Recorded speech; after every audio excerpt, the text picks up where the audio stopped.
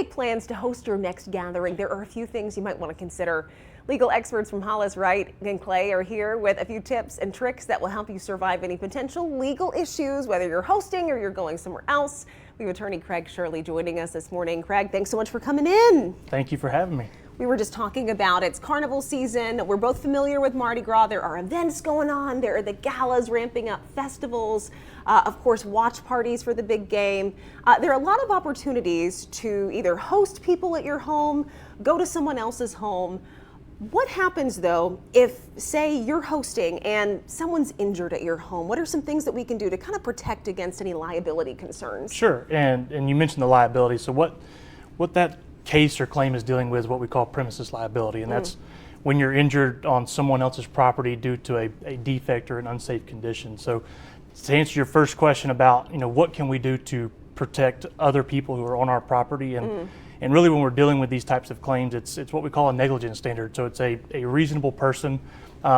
Really the best advice I can give is, what would a reasonable person do to protect someone? If you see that there's a defect or something that could cause injury, would a reasonable person remedy that? Or would they warn someone who's on their property about, hey, you might want to watch out for that. We've noticed that the rug is sticking up, watch out, don't trip on it, sort of thing. So it's not too cumbersome. It's just what would a reasonable person do to protect them? Sure, yeah, we've noticed there's some issues with our deck. Stay away from the deck, don't go on the deck, that kind of thing. Yes. Yeah, certainly. Now, what happens if you are injured on someone else's property? Are there ways that you all can help with that? Oh, absolutely. And so we see a wide gambit of those types of cases. We have cases where defendant store owners, they fail to maintain their premises, or they are aware of a dangerous condition and they fail to warn customers about it, right?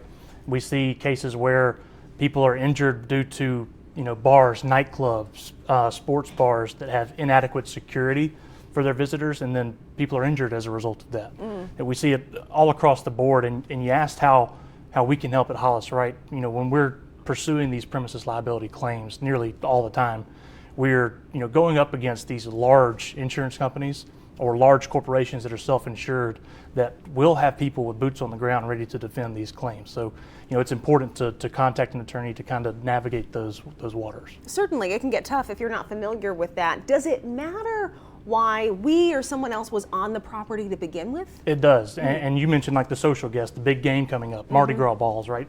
All sorts of things. There's generally three basic categories or classifications that individuals fall into. You have your invitees, which is, say you went to a retail store, a gas station. You're there for the financial benefit of the owner. You'd be considered an invitee. You have licensees, which is the social guest that you were talking about. If you're there for a Mardi Gras party or you're there for a social event or gathering, you would be a licensee. Then you have what's called trespassers, which I'm sure we're all kind of familiar with. That's when you're on the property of someone else and you don't have that property owner's permission to be there. It's important to figure out early on which classification you fall into. Sure. Because there's a different duty that's owed by the property owners to certain individuals depending on those classifications. If they were invited there, if yes, that's or right. if they're trespassing. That's right. Definitely a different category rules apply. there. That's right. Definitely. What steps should you take immediately if something does happen and you're on someone else's property? What steps should be taken right after that? Well, sure, and this kind of applies to all personal injury claims, but if you're injured, first and foremost, take care of yourself, make sure that you're attended to, and once you do that and make sure that you're okay, it's important to report the incident, whether it be to the homeowner, the store owner, the employee or manager. Let them know what happened, where it happened, and then it's important to document the incident, or start gathering evidence, right? So if you can, you want to start taking pictures. You want to take pictures of the scene of the defect or the dangerous condition that caused the injury. You want to start gathering all the evidence, because what I tell people all the time is there's no such thing as too much information. We do the more the merrier approach, right?